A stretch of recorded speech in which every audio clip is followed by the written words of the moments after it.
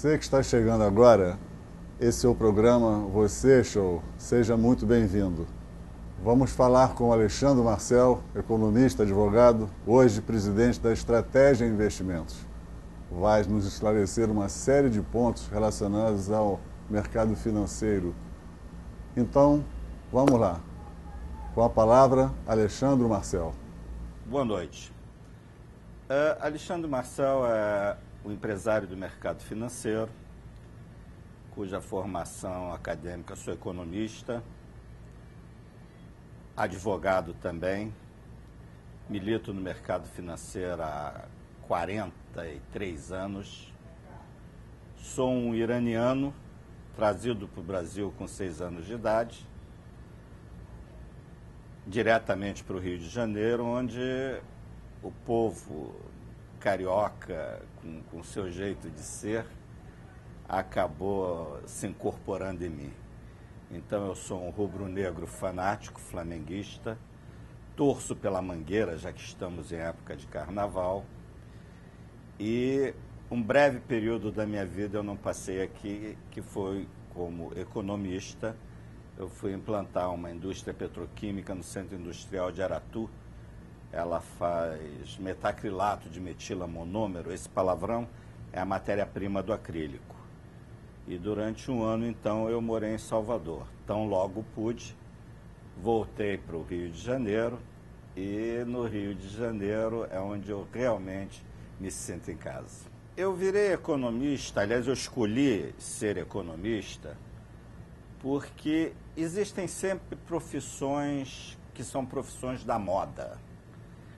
E na época da Revolução, corria os anos 60, o Brasil ele estava totalmente desorganizado do ponto de vista de sua economia. E nós tivemos, na figura do embaixador Roberto Campos, um dos mais famosos economistas brasileiros, um propagador da ideia de que a desorganização tanto do Estado quanto das empresas se devia à ausência de profissionais específicos dessa área.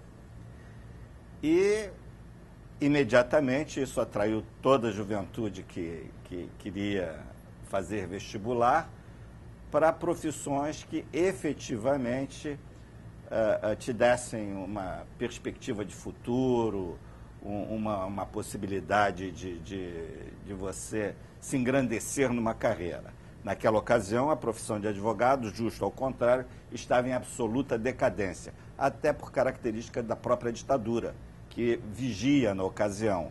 Então, não havia liberdade, não havia uma série de possibilidades onde os advogados pudessem atuar. Então, em função disso, eu escolhi fazer economia e, para minha sorte, eu fui trabalhar no então EPEA. O que era o EPEA? EPEA era o Escritório de Pesquisa Econômica Aplicada, hoje IPEA. E debaixo das ordens de quem? Do senhor Roberto Campos, que era, na ocasião, ministro do Planejamento. Bom, quando eu fiquei no IPEA há algum tempo, e a estratégia ela nasceu do meu ingresso no mercado financeiro. Mas antes disso, deixa eu repassar um ponto curioso. Como é que eu fui entrar no mercado financeiro? Bom, quando estava no IPEA, eu achei que, em termos de macroeconomia, eu já tinha uma boa experiência, tanto da faculdade quanto daquele estágio que eu estava fazendo no Olimpo dos economistas. De lá foi gestado o Mobral, por exemplo, o SUS, uma série de sistemas foram gestados nesta época no EPEA. Eu concluí que de empresas eu não conhecia nada. E surgiu uma oportunidade de trabalhar numa empresa de sistemas e métodos, auditoria e controle e planejamento fiscal chamada Arthur Andersen, que naquela época era talvez mundialmente a mais famosa. E eu trabalhei durante 5 anos na Arthur Andersen, quando fui convidado a implantar esse projeto da indústria petroquímica que eu já me referi, no Centro Industrial de Aratu. E saí da Arthur Andersen e fui para lá. Ao término, com a inauguração do projeto, quando eu voltei para o Rio de Janeiro, dada esta minha experiência na Arthur Andersen, eu fui contratado por uma corretora chamada Multiplique. Esta corretora chamada Multiplique precisava se reorganizar. Naquela ocasião, quase todas as pequenas instituições careciam de uma boa organização e contratou a Multiplique, ela contratou a Arthur Andersen. E a Arthur Andersen então disse para ela o seguinte: olha, os nossos honorários são efetivamente muito caros para uma empresa pequena. Então eu sugiro que vocês contratem um profissional, e me indicou. E eu fui ser então o diretor financeiro dessa empresa. Rapidamente eu descobri que alguns mecanismos novos que estavam sendo implantados no sistema financeiro, eles careciam de técnicos, de pessoas que efetivamente tivessem um embasamento de economia, de matemática financeira. Era então, naquela ocasião, a implantação do Open Market no Brasil. Então eu saí da Multiplique e fui para uma outra corretora implantar o Open Market, chamada Cabral de Menezes. Seguiu-se que eu recebi um convite para ser sócio de uma terceira corretora de nome Laureano, e posteriormente, então, eu saí e comprei uma corretora que depois se transformou em banco, que foi o Banco Fator. Com o passar do tempo, resolvi me desligar do Banco Fator e fundei a Estratégia Investimentos, que hoje em dia completa seus 20 anos em 2013. Realmente, a Bolsa de Valores é um instrumento que, na medida em que o mercado de ações ela é o resultado de um mercado, é um mercado fechado, é um mercado onde papéis de empresas são negociados. Essas empresas, elas, para poderem produzir, elas precisam de capital. E não há nenhuma dúvida que você só tem duas maneiras de obter capital. Ou você chama sócios para sua empresa, ou você pega dinheiro emprestado em bancos. Se você optar pela segunda hipótese, pegar dinheiro emprestado em bancos, o seu custo vai ser muito maior. Quando você capta recursos no mercado, você chama pequenos investidores, médios investidores, grandes investidores, fundações, a participarem do teu processo produtivo e dividirem o lucro com você. E a Bolsa de Valores nada mais é do que um instrumento que a economia encontrou para dar liquidez às ações que, por sua vez, são partes da empresa e que você se tornou proprietário ao alocar seus recursos e pretender, com isso, estimular uma industrialização, uma comercialização, uma prestação de serviço e, disto, oferir um lucro na hora da divisão deles. O que acontece hoje com a Ibovespa, né? Ela foi comprada?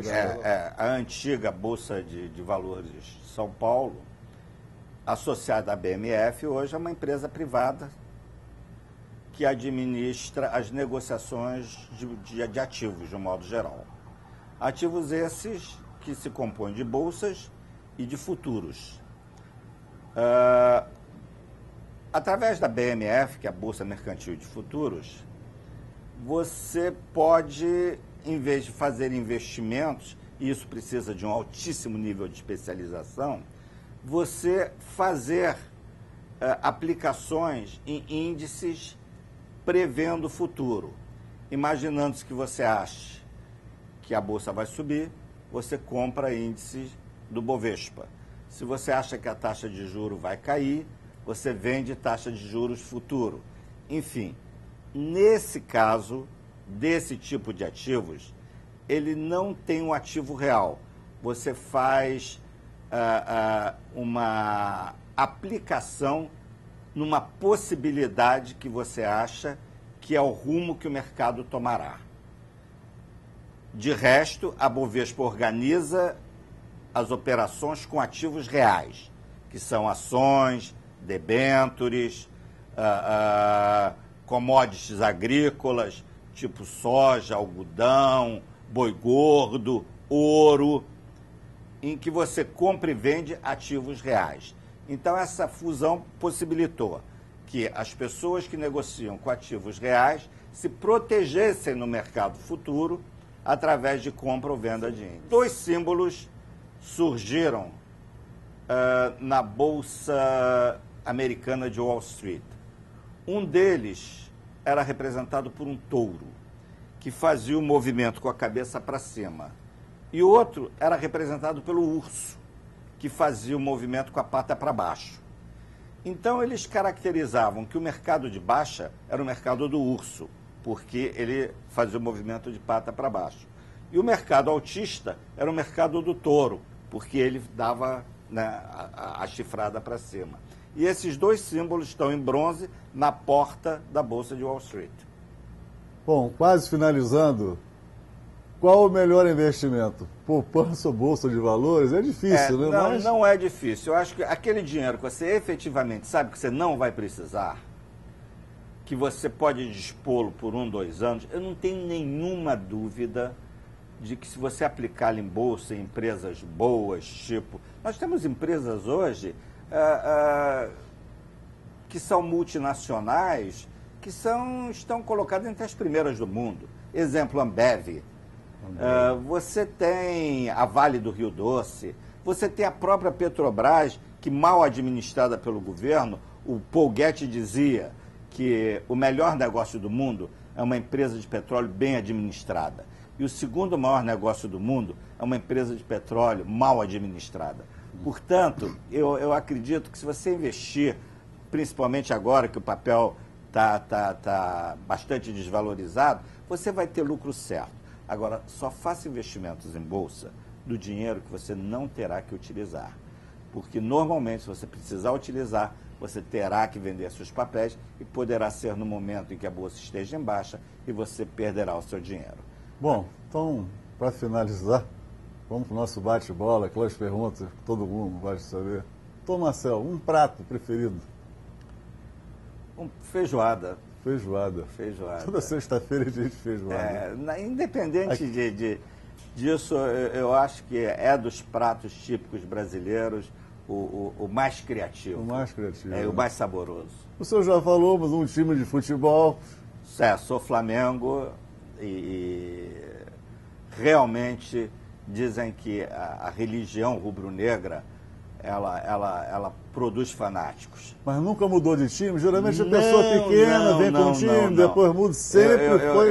Eu já fui introduzido por amigos na Legião Rubro-Negra e desde pequeno, inclusive porque é um time que dá tantas alegrias que nem precisei mudar. Frequentava estádio? Frequentei e levei inclusive meu filho. Tem até um episódio muito engraçado, que a primeira vez que eu levei meu filho ao Maracanã foi no Flamengo e Vasco, em que o Flamengo estava perdendo o jogo e virou com aquele gol do Petkovic aos 44 minutos do segundo tempo, e o Flamengo se tornou campeão. E o meu filho tinha posto a camisa do Flamengo, e nós fomos para aquelas cadeiras especiais, e atrás de nós tinha um grupo de vascaínos, que durante o jogo praticamente inteiro ficaram brincando com ele. Não chora não, menino. Culpa é do teu pai que botou essa camisa em você. E, curiosamente, no final do jogo, quando o Flamengo se sagrou campeão, ele pôde virar para trás e bater no peito e dizer, eu sou Flamengo. Muito bem. Tom Marcel, um destino? Olha, eu acho que eu sou conservador como todo bom virginiano. Eu recomendo sempre lugares históricos. Se você aprecia a religião, vai conhecer o Vaticano. Se você tem possibilidades, vai conhecer a Europa. Em termos de Brasil, que eu priorizaria, vai à Bahia conhecer as igrejas, vem ao Rio de Janeiro, verificar aqui na rua 1º de Março obras de absoluta riqueza arquitetônica desde a época do início do Império. Enfim, eu diria a você o seguinte: em primeiro lugar, Brasil, conheça bem o nosso Brasil e depois, então, vá ao exterior. Se puder evitar de ir aos grandes supermercados naturais, tipo Nova York e Miami, deixe isso para o resto, deixe isso para o final. Vai conhecer as boas coisas da vida primeiro. Muito bom. Uma obra de arte. Olha, eu particularmente acho o Bruno Jorge um escultor fantástico. E aquela escultura que tem em frente ao Ministério das Relações Exteriores em Brasília, que é uma obra brilhante dele, eu diria que todo brasileiro deveria conhecer. Também a Catedral de Brasília, que eu acho que o Niemeyer fez e é belíssima por fora, e por dentro você vai encontrar os Anjos Schiatti, que também é um grande escultor brasileiro, apesar dos dois terem nomes de italianos. Muito bem.